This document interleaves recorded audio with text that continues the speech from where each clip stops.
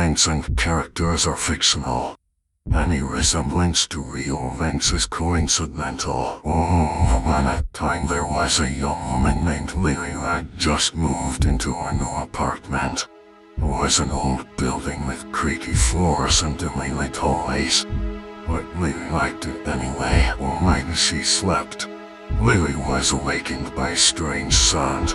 It was a low, guttural growl that seemed to come from behind her bedroom window. She sat up in bed and listened, but the sound stopped as suddenly as it had begun. She determined to investigate.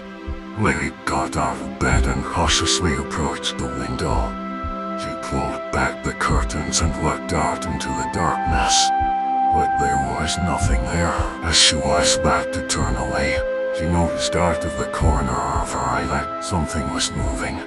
She looked again and saw a figure standing in the shadows, watching her. She panicked, realizing someone was watching her. Lily quickly closed the curtains and locked the window. But she couldn't shake the feeling that she was being watched. The next night, the growling returned, even louder and more ominous than before. Lily was paralyzed with fear, listening to the growling, unable to move or call for help. Then she heard a scratching sound behind the door. Slowly it began to open, and a dark figure in shadow appeared in the doorway. It was a monstrous creature with glowing eyes and razor-sharp teeth. Lily screamed and ran toward the front door. But it was too late. The creature was too fast.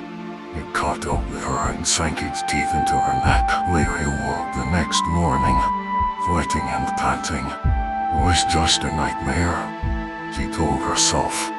But the memory of the creature stayed with her and haunted her dreams for many more nights. From that day on, Lily was never the same.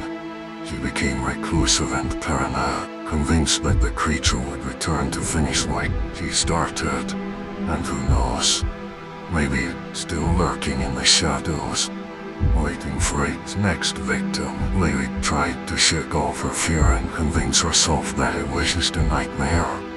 But the memory of the creature's glowing eyes and sharp teeth stayed with her. She started to avoid going out at night and kept all the doors and windows locked at all times. She even stopped answering the door when someone knocked, afraid that it might be the creature. Lily's friends and family noticed her change in behavior and tried to persuade her to seek professional help. But she refused, convinced that nobody would believe her story. One night, Lily woke up to the sound of scratching at her bedroom window.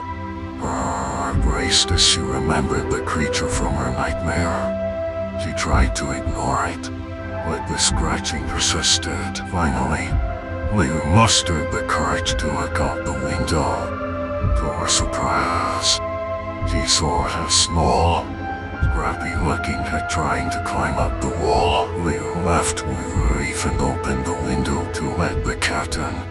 As she petted the cat, she realized how silly she had been to let her fear control her life.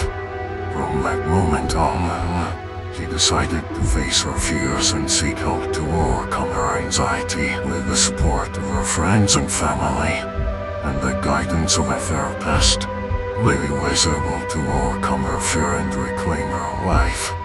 She no longer lived in constant fear of the creature from her nightmare and started to enjoy her new apartment. As for the creature in her dream, Lily realized that it was just a manifestation of her fear and anxiety.